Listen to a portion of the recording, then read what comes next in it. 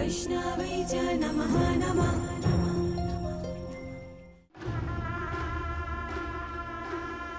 আমি পান্নালাল রায়,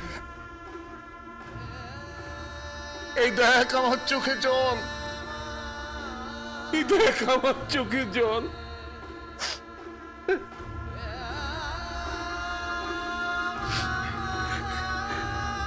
বাবা ডাকতে এসেছে, বাবা। হীরককে দেখ, ওর সঙ্গে আমার 1 যোজন দূরত্ব। আমার সঙ্গে ভালো করে কথা পর্যন্ত বলে না।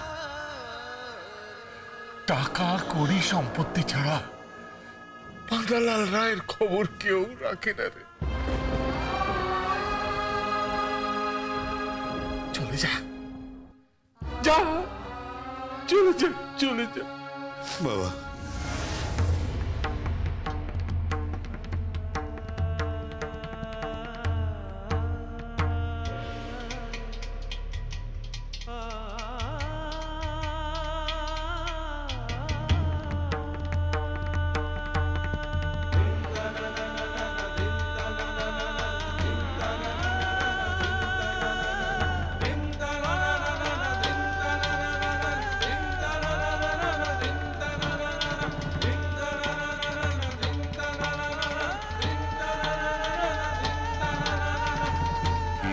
এসেছো তুমি?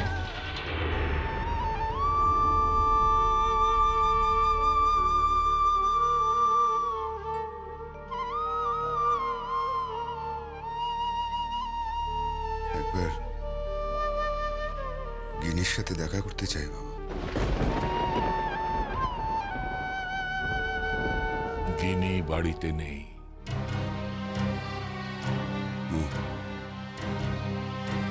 দাদু ভাই, ওনাকে ভেতরে আসতে বলবে না?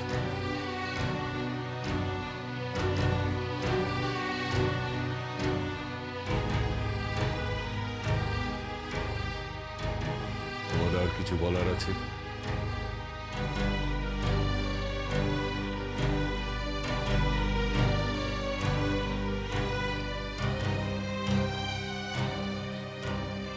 তাহলে তুমি আসতে পারো। আমার জন্য একটু উপহার এনেছি।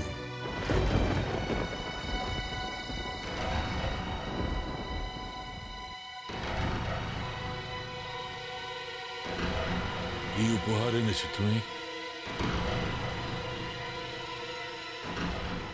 না না না, তুমি এগোবে না, ওখানেই দাঁড়িয়ে থাকো।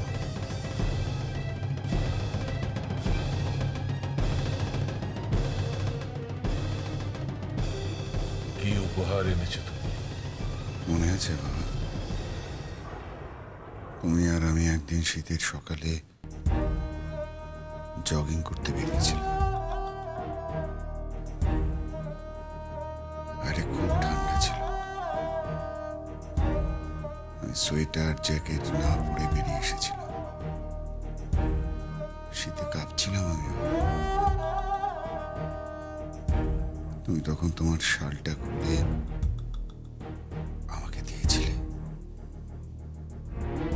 আমি তখন তোমাকে বলেছিলাম, বাবা তোমার তো ঠান্ডা লাগবে। তুমি বলেছিলে বাবাদের ঠান্ডা লাগতে নেই,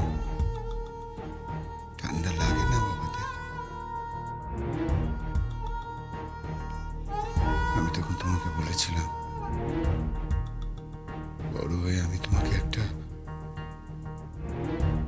শাল কিনে দেব।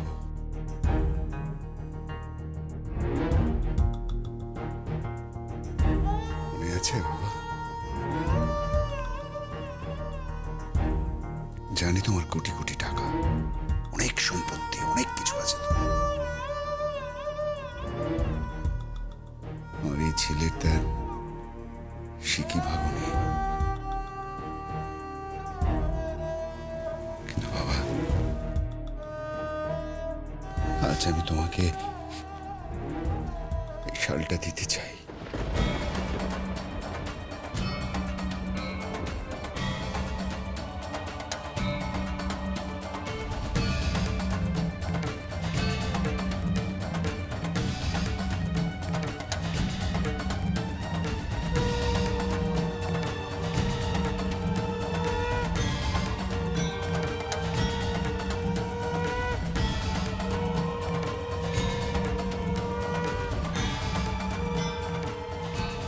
তো জেনে গেছো বাবাদের ঠান্ডা লাগে না। এই কথা তো তোমাকে বলা হয়নি যে বাবাদের কষ্ট লাগে না, দুঃখ লাগে না, তোমাদের মিস করা হয় না।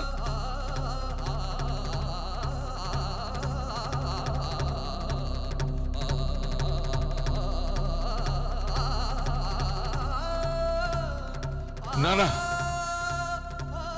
না, আমি তোমাকে মিস করি না, তোমাকে আমার কোনো প্রয়োজন নেই।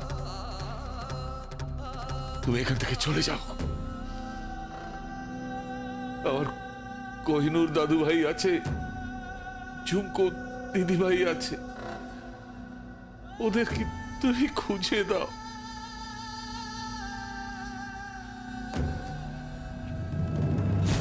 একটা কাজ করতে পারবে যদি পিতৃ ঋণ শোধ করতে চাও, ঝুমকোকে আমার কাছে ফিরিয়ে দিতে পারবে।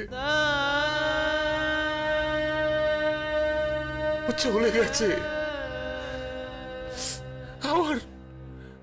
আমার সংসারটা ছাড়খাড় হয়ে গেছে। বলো না, বাবার জন্য এইটুকু তুমি করতে পারবে? দেব বাবা, জীবনে প্রথম তুমি তোমার ছেলের কাছে মুখ ফুটে কিছু চেয়েছো, নিশ্চয়ই দেব। তোমার নাতবু ঝুমকুকে আমি তোমার কাছে ফিরিয়ে দেব বাবা।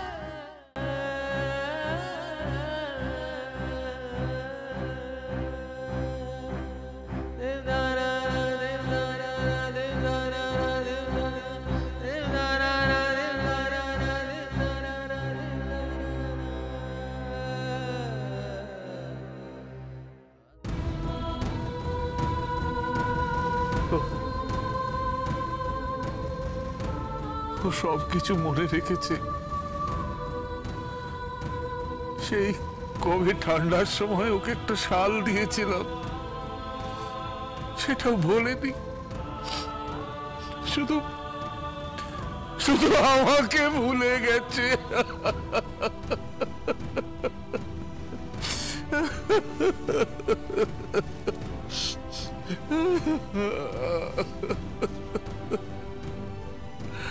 আমাকে ভুলে গেছে।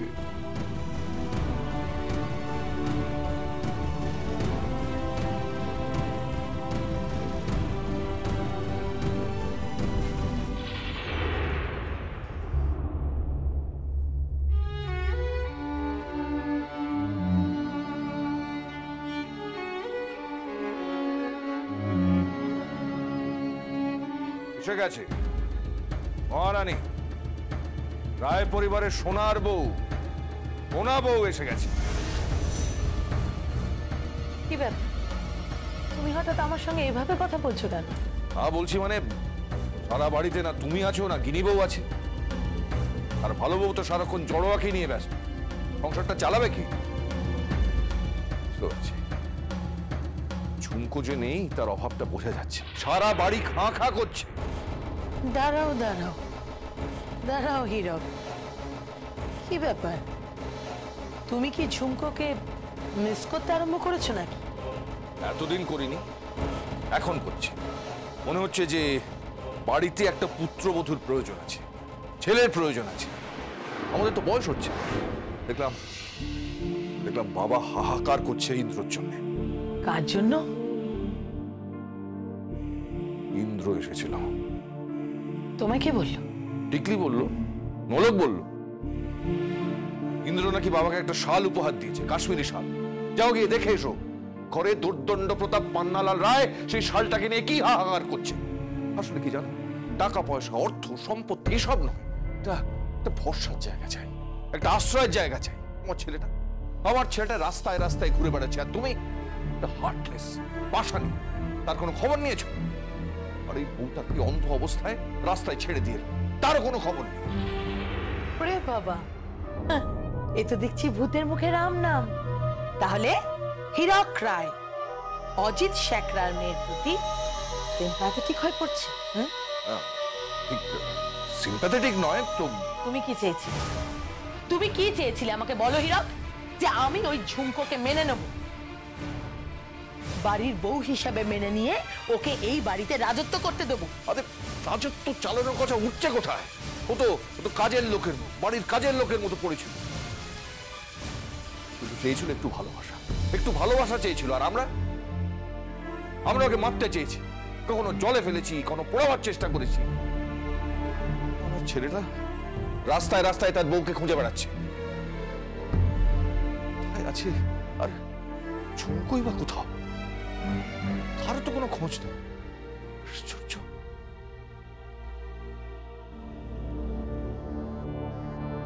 আমরা আজ অনুষ্ঠানের শেষ পর্বে এসে উপস্থিত হয়েছি।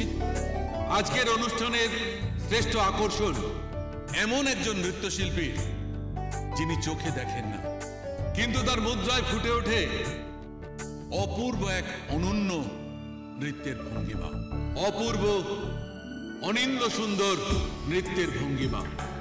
সে আমাদের মুগ্ধ করে বারবার। সে বলে যায়, যার দৃষ্টি নেই সেও সব কিছু জয় করতে পারে। অপূর্ব তার নৃত্যশৈলী। আপনাদের সামনে আমাদের পরবর্তী নিবেদন সেই দৃষ্টিহীন রমণীর অসাধারণ পারফরম্যান্স, দ্য পাওয়ার, ওমেন পাওয়ার, নারী শক্তি। নাও ওয়েলকাম ঝুমকো রায়।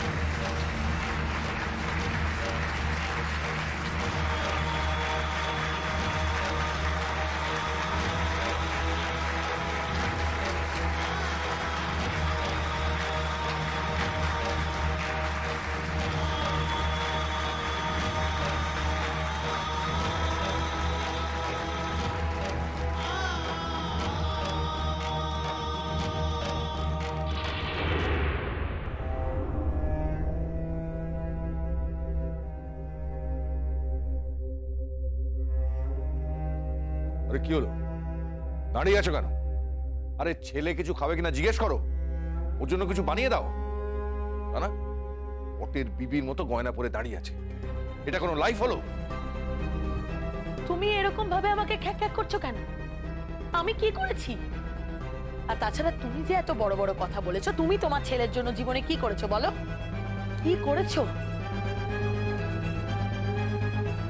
ছোটবেলায় ওকে বিদেশে পাঠিয়ে দিলে, মায়ের কোল থেকে ছিনিয়ে বিদেশে পাঠিয়ে দিলে। আমি কত কেঁদেছিলাম, আমার কথা কেউ শুনলো না। এখন আমি আমার ছেলেকে ছেড়ে থাকতে অভ্যস্ত হয়ে গেছি, তাহলে হঠাৎ করে এরকম ন্যাকামো কেন করছো বলো? আমার কান্না কখনো শুনেছো?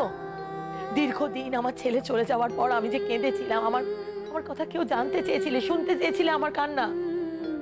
ও তাই আজকে তার শোধ তুলছো, তাই তো?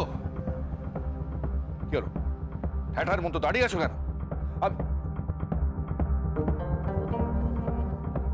বাবা তুই কিছু খেয়েছিস? আরে সারাদিন কোথায় কোথায় ঘুরে বেড়াচ্ছি। বাবা বাবা তুমি তো সবকিছু জানো। আমি ঝুমকুকে খুঁজে বেড়াচ্ছি বাবা, পাগলের মতো ঝুমকুকে খুঁজে বেড়াচ্ছি। আমি ওকে খুব ভালোবাসি, খুব ভালোবাসি বাবা। আমি ভেবেছিলাম তোমরা তাকে গ্রহণ করবে যাকে আমি ভালোবাসি, কিন্তু দেখলাম না, আমার বাবা মা ভালোবাসতেই জানে না। দেখো বাবা, আমি তোমাকে বলছি, আমি ঠিক ঝুমকুকে খুঁজে পাবই বাবা। থাক, ঝুমকোর জন্য অপেক্ষা করে কোনো লাভ নেই। ও আপস চুকে গেছে, এবার ব্যবসায় মন দে। আর শোন, আর মাসখানেক পর তুই নতুন করে সংসার পার। কই না আমার কথা শোন, দেখ ত্রিধা কিন্তু এখনো তোর জন্য অপেক্ষা করছে। ত্রিধা আমার জন্য অপেক্ষা করছে আর আমি ঝুমকোর জন্য অপেক্ষা করছি মা। কোনো লাভ নেই, ঝুমকোর জন্য অপেক্ষা করে কোনো লাভ নেই। আর ফিরবে না, হয় দেখ গিয়ে কোথাও মরে পড়ে আছে। না, মরবে না। ঝুমকো রায় মরতে পারে না মা। ঝুমকো হচ্ছে একটা পাওয়ার, শক্তি, দেবী শক্তি আছে ওর মধ্যে। তুমি একদিন দেখে নিও, ওর দুটো চোখ নিতে কি হচ্ছে, ওর একটা নয়ন আছে, ত্রিনয়ন, যেটা থেকে সবকিছু দেখতে পায়, সবকিছু। সমস্ত অসুরকে বধ করে এই রায় পরিবারের দরজায় এসে জিজ্ঞাসা করবে কিনি রায়কে, জিজ্ঞাসা করবে তোমাকে না। এগুলোর কি কোনো প্রয়োজন ছিল মা?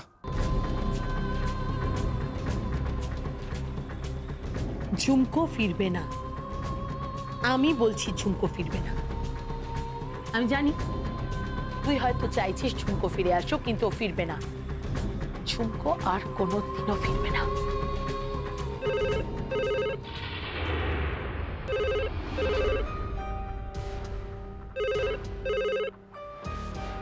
হ্যালো, কে বলছেন?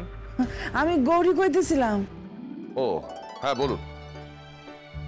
কইতেছিলাম ওইখানে কি টিকলি আছে নাকি? না টিকলি নেই, মানে টিকলি এখনো ফেরেনি। কে বেয়াই কইতেছেন? আমি বীরুর মা কইতেছিলাম। হ্যাঁ হ্যাঁ বলুন, আমি বুঝতে পেরেছি। সব কুশল আছে তো? হ্যাঁ কইতেছিলাম কি ওইখানে কি টিকলির দাদা আছে? ওই বীরু কথা কইতে চাইতেছিল। হ্যাঁ হ্যাঁ আছে, এনে কথা বল।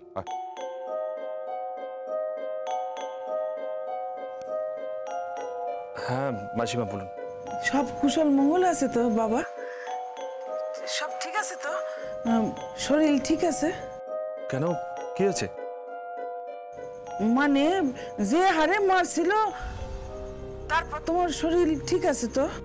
দাঁড়ান, আপনি কি করে জানলেন যে আমাকে মেরেছিল? হ্যাঁ আপনার তো জানার কথা নয় যে আমাকে মেরেছিল। আপনি কি করে জানলেন যে আমাকে মেরেছিল? হ্যাঁ হ্যাঁ, না মানে ওই বীরু কইতেছিল।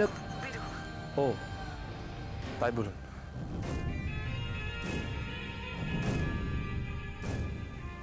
কোহিনূর, তোকে কে মেরেছিল? তোকে কে মেরেছিল? তুই আমাকে কিছু বলিসনি কেন? বল কে মেরেছিল তোকে? কতগুলো গুন্ডা মেরেছিল। থাক ওসব কথা, কিছু কিছু নয় সেরকম। আমি যখন বাড়ির বাইরে ছিলাম তখন তো কোনো খবর নাওনি। এখন অযথা মাতৃত্ব দেখিয়ে উতলা হওয়ার ভান করো না প্লিজ, ভালো লাগে না।